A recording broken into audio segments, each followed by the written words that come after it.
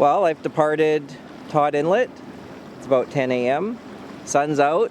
The air is pretty cool, and a lot of dew on the boat this morning. So the nights are cool, but I can feel that sun. It feels good. Oh, I'm gonna go to Genoa Bay, I think. It's about 14 miles or just under that to get there, and it's just south of Maple Bay where I did my haul out, and I've never anchored in there. I've passed it many times, but I thought this time I'll take the day and stop in there. I'll stay the night and then continue north tomorrow.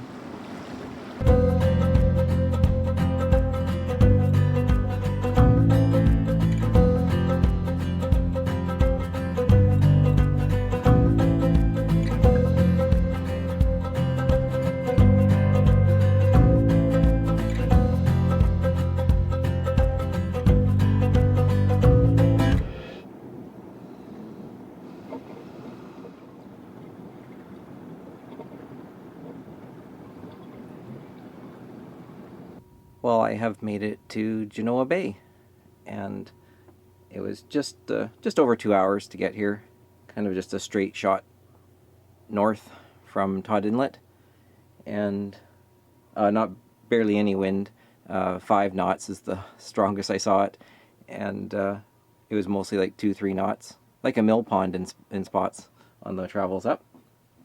But just a couple hours. I just wanted to get up here so I'm a little closer to Maple Bay, because that'll be hopefully my destination tomorrow. There's a little marina here. There's a bunch of boat houses, a couple float homes it looks like, and there's one boat house that looks like it has a float home built on top of it. So that's pretty cool, and it looks really modern and new. Genoa Bay is a pretty cool little spot. I've never anchored here. I've driven here with Devlin last summer, and if you drive to Maple Bay, where I had my boat hauled out, it's just a little further down the road to Genoa Bay. So you can drive here. And it's a dead end. You have to turn around and go back out. So, what else can I tell you? I've passed by here, I think I've already mentioned too many times to count. So I'm excited to sit here. It's all private land, I think, around here, so I don't think I can get to shore. Maybe on the point over there, but that's okay. I might just poke around with the dinghy and take a few shots for you guys and just relax.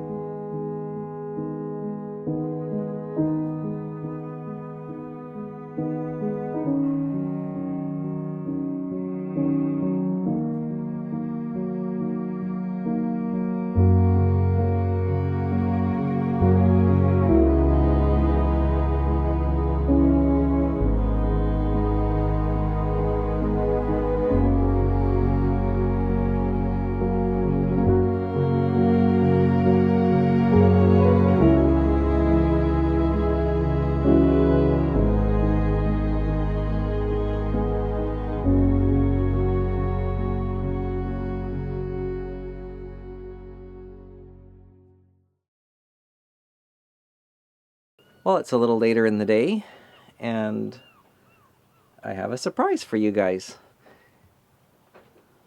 I'm going to go pick up somebody and bring them out to the boat, and, well, you'll just have to wait and see who it is.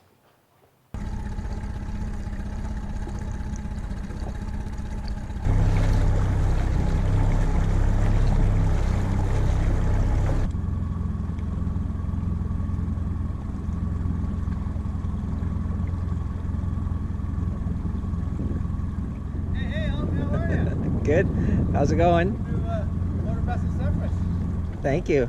And the owner ladies after us who's sanding away, as sanding always seems to be these days. Yeah.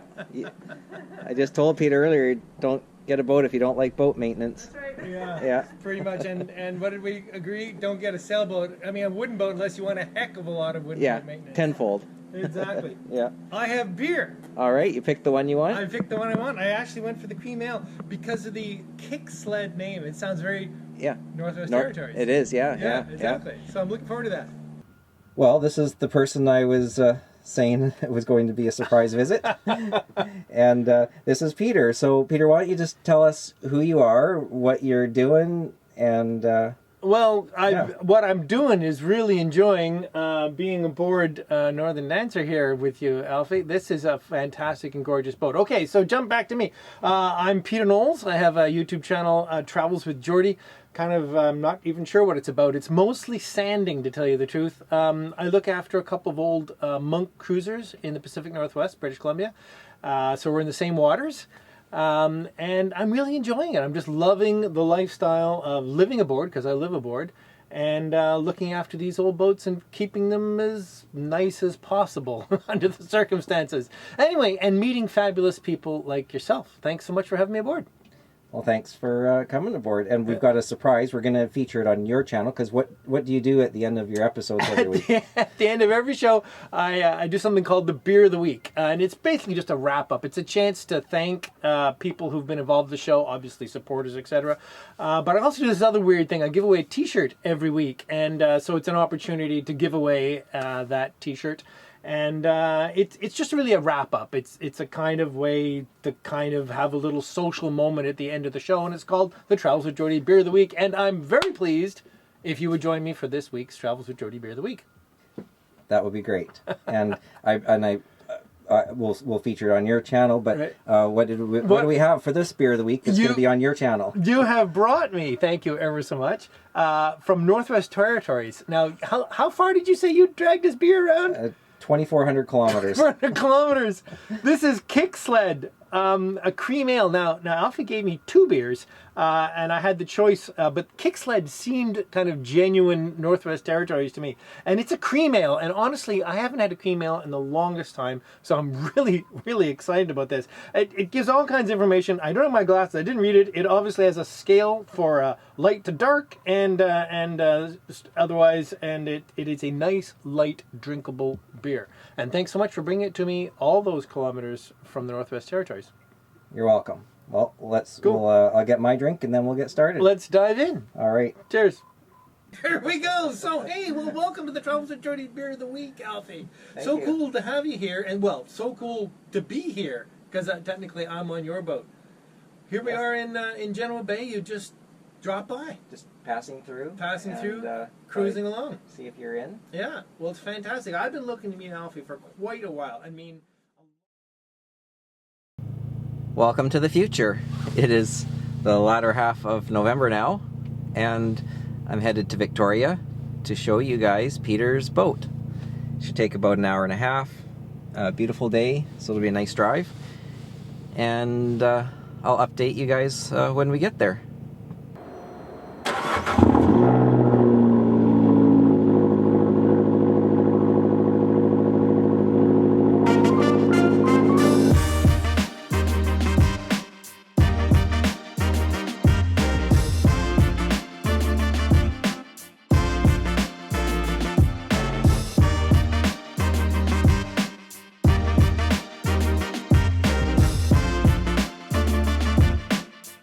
Well, I have made it to Victoria, and it's about an hour and a half later.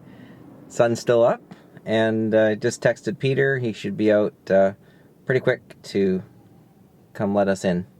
Well, this is Peter. You guys might have remembered him from about 60 seconds ago on the video clip. The magic of editing, eh? Yeah, this is about a month later. Yeah, okay. But, so where are we? We are tied up at the Causeway Marina in downtown Victoria. Over my shoulder, you may be able to see the Empress Hotel, which is a pretty significant landmark here in Victoria. And this is my winter moorage. And it's just so downtown, which suits me. I just love it here. And so we've got MV Geordie here. Just astern of MV Geordie behind you is MV Zephyrus, which also spends the winter here.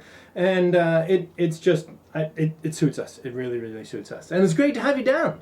Awesome. Thank you for the invite. Yeah, that's and, good. What is MV Jordy? What are we on? Okay, what are we on? Good point. We are standing aboard motor vessel Geordie, which is a 1953 Ed Monk designed tri-cabin cruiser, 40 feet long, built in Nanaimo in 1953. And it's sort of the classic West Coast displacement cruiser. Not a Chris Craft, not fast. It's designed to go slow, hull speed or slower, and designed to last a long time, elegantly. And I just love these boats, and I've had the privilege of having the opportunity to fix this one up. All right, should we do a little quickie tour? Yeah, let's just do I mean, you can peek forward into the forecastle. Yeah. It's a mess, don't we? Isn't there always a room in everyone's house that's a mess? Well, you saw our aft starboard. There you go, right? exactly. Yeah, so this is where I throw everything. It's currently a little nav station office to starboard. Where all those bins are through the doorway forward is actually another head. Oh, wow. Yeah, quite spacious actually. To port is a double berth, kind of a V berth because it gets smaller at the front.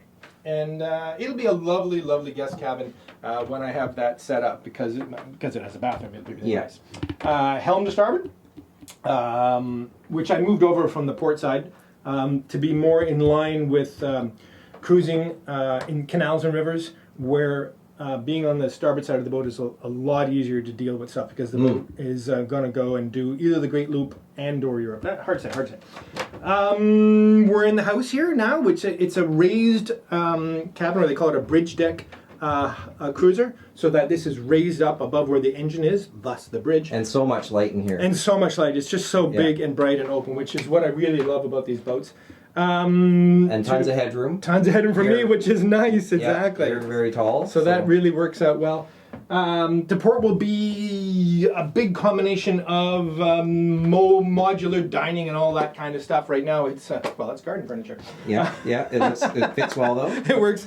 To starboard will be the galley, and I'm a bachelor, so 7 feet of galley is plenty for me.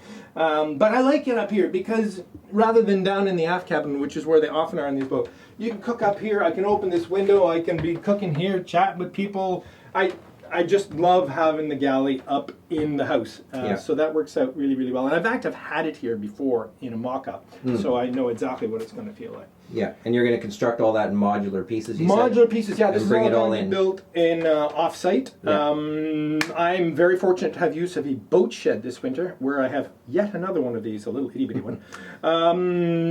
But the great thing about that is it's also a shop. So I'll be able to do a lot of the work that I used to do right in this room. I used to turn this room into a wood shop every winter. The dust was unbearable. Yeah. But it was kind of fun. Yeah. Shall I move aft? Just before we do that, we're not going to take all the boards up, but let's take a peek. Oh, yes. Have a quick look at the shiny red beast. I might just have to adjust my lighting a little bit. Yeah. Yeah. There she is. Beautiful engine. It absolutely gorgeous. That's a Bay Marine 60 paired with a PRM 280, which is the gear for hydraulic gear. And I'm just so thrilled with this. It's matched perfectly, and it was a lot of fun getting it set up and putting it in. There's still a few little tweaks to be done, but on the whole, it's pretty much there. Yeah, beautiful. Yeah, really, really a lot of fun. You can't see them, but both under these sides are two, each side 100-gallon brand new aluminum fuel tanks. Oh, perfect. So I have 1,300 mile range or something. If I filled them. Yeah.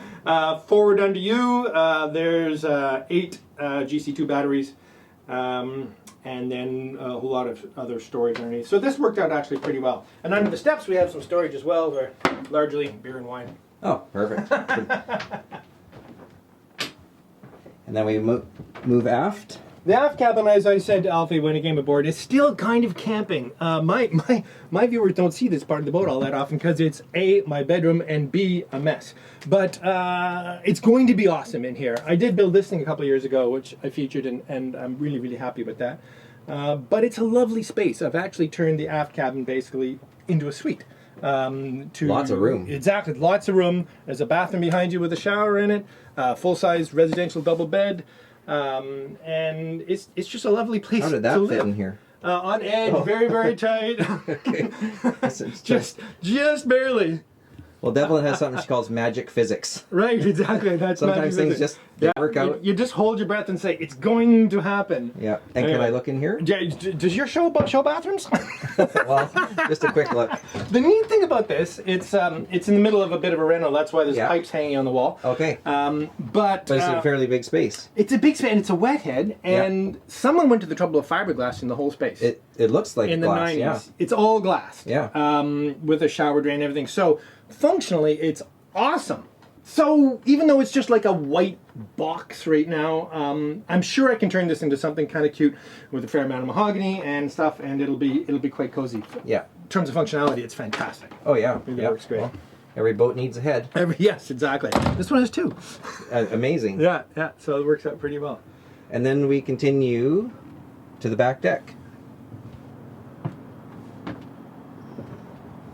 And you've done a lot of work back here. Yeah, this is actually, almost everything you can see here is new. The bulkhead was completely rotten when I bought the boat, so it completely came out and I rebuilt it.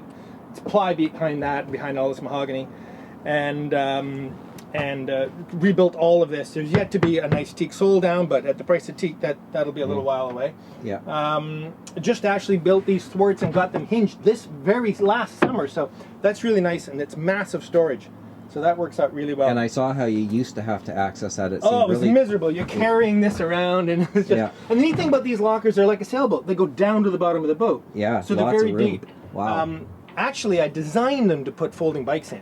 Oh, perfect. Because I wanted them very, very deep to have the little electric folders. Yeah. If I do that or not, I mean, I like these little scooters now that they have. Yeah. And this is very controversial. I know. You've mentioned that on your show. But I'm going to stand back here so people can see it. So you can see it. I think it's awesome. Yeah, I've always liked it, and the design looks quite nice. Canopy over your cockpit on a boat like this is so nice, especially when you live aboard and you hear like all winter it rains. It's Victoria, it's raining a lot. So having a dry space out here to pull your umbrella down and stuff, it's just so pleasant. And in the summer, of course, you're out of the sun. And there's no canopy currently on the upper deck, but sun here is more than an insignificant issue. Yeah. Designing this was tricky because I wanted to make sure I didn't want a post here that made a mess with lines, so that's why it's cantilevered back. Yeah. And I had to figure a way to get forward. Are you ready for the reveal? I'm ready. I've seen it. Hey. They're like from a car or something, aren't they? Yeah, exactly. And again, I don't know if that'll stay, but it works in the meantime, and it's super handy. Just show us that one more time. And down it comes. Yeah. Would you like to shoot that without beer bottles falling over? That adds to it. Yeah. The canvas itself is actually just a painter's drop cloth from the hardware store, so nice and cheap, pretty consistent. Works great. I remember that episode when you put those in. Did you? Yeah, oh yeah. I've seen them all. Oh dear. And so this is the exterior. Yeah, so which is nice little space in the back. Yeah, it's really quite pleasant. Obviously, a new transom is coming in the next year or so, or more. The big deficit on Geordie now is her original cabin size. It's a 50-foot boat. In other words, well, it's a 40-foot boat, but you know what I mean? It looks okay from 50 feet. Yeah. There are deficits in these cabin sides. Like these pieces here are all covering rot. I didn't put them on. They've been there for a while. And there's just so much going on. So I think it's possible I may completely replace these cabin sides with brand new mahogany. It sounds like a huge job. Well, it is a huge job. But if I ever want the boat to be, just that nice, I'd have to do that. Plus, it would allow me to make a new window system that would be much, much more effective than these, because these are really badly done, actually. Anyway, but in the meantime, it's functional, not bad. it works. It's functional, it works. The boat is actually remarkably sea kindly for a powerboat. It was built in '53, but it was using Ed Monk's what they call his new hull. It was the beginning of the phenomenon known as a semi-displacement hull. In other words, it's hard chined. You can't really tell. It looks like an old wooden cruiser, but just below the waterline, starting about at the second porthole, is a fold, a chine. And by the time it gets to the back of the boat, it's 90 degrees. The back of the boat actually only floats in the water by about 2 inches. Oh. The idea being, when it's steaming, it pushes the water down, and as it comes back up, the whole boat is just gliding off that wave the whole time. I see, yeah. Making it very, very efficient, actually. Yeah. which is nice and much more stable than older boats. Yeah. So, in a way, it actually handles, rough water relatively well. It's fairly high bow, etc. So, high freeboard on it. I've never really been scared in even really big seas. But of course, if I get green water over that windshield, it'll just go right through it. Well, it's the price we pay for. You know. I think you're safe right now. Yeah, it's safe for a bit, exactly, yeah. And so, what is the length overall? Length overall is 40 feet. 40 feet. The beam? 10 foot 8. 10 foot 8. The displacement? Good question. Approximate? Approximately 25 tons. So, heavy boat. Pretty heavy, yeah. It's one of those things that I've never actually had it on a scale. In other words, a travel lift that had a working scale. Yeah. So this is a combination of a registered tonnage, which actually isn't weight. It's actually a calculation of the volume of the inside of the boat for an old Lloyd's of London system. It's quite confusing. But basically comparing it to other similar boats its size that people know the weight of. Yeah. I've come up with that. And yes, that does make it quite heavy. Well, then that's good for the seas. It is good for the seas. Yeah, for sure. And of course, it's all mahogany and pretty heavy stuff down there. Oh yeah, So, yeah. But no, it's and it's pretty slippery. It goes through the water pretty well. Yeah, So, yeah. I've seen you underway. Oh yeah, have you? Did we pass each other? No. Oh, in On your video, videos. yeah, exactly. I guess so. Yeah. Yeah. Excellent. Well, thanks so much, Peter. Well, you're I very think welcome. we're going to need to go get a drink. Let's go get a drink and some deep fried something. That sounds good to me. And the smell of beer in the carpet. Right. Yeah. Thanks. You're very welcome. Well, it's the end of the day, and I'm back. We're back on Peter's boat. We just had dinner at a pub. What was the name of the pub? The Bent Mast. Bent Mast. Bent Mast Victoria. And we've been there a while. We were there. I think we were there from open till close. Pretty much, it seems like it. Yeah. Anyway, it was a good time. It was a good time. Good food, and it's located in James Bay. James Bay? Yeah. So Very Peter close. got a ride in the Angry Meatball. Wow, what a car. Yeah. You enjoyed it? Yeah. I think for regular viewers of Lives Like Sailing, you know this car. I've never heard of this crazy little Fiat before, but it's a Fiat with a hopped up psycho motor in it that sounds like a hot rod. I'll put the link in the bottom in the description, so check out Peter's channel if you haven't already. And a really fun channel to watch. It's been super fun hanging out. Oh, and it's great. Now Really we're on. Oh, thank you. And now we're on to the beer of the week. On to the beer of the week. Yes. Excellent. Awesome. Welcome to the Travels with Jordy Beer of the Week, and I'm so blessed to have Alfy back with me this week. We've just had a fantastic evening and afternoon at the local pub. He's driven down. Well, I hope you guys enjoyed meeting Peter, if you don't follow him already. And not a sailing channel, but an amazing DIY channel, fixing up these wooden boats. Really fun to watch, and a lot of good info on that channel. So Travels with Jordy is the name of the channel. I'll leave a link in the description, and definitely check him out. He's also from this area, so if you like just seeing things going on in this area, he does get out cruising in the summer. But now that it's winter, it'll probably be more DIY. Oh, super fun to do the beer of the week with him. I was really glad I was able to bring some beer down from the Northwest Territories, from the NWT Brewing Pub, brew house, for him to try and feature on his beer of the week. You're drinking I've got a rum and coke. rum and coke on the go, but this beer, I'm going to tell you, although it'll be Alfie that has to tell you the actual details, came how many kilometers from the Northwest Territories? That's it for tonight. I will check in with you guys tomorrow.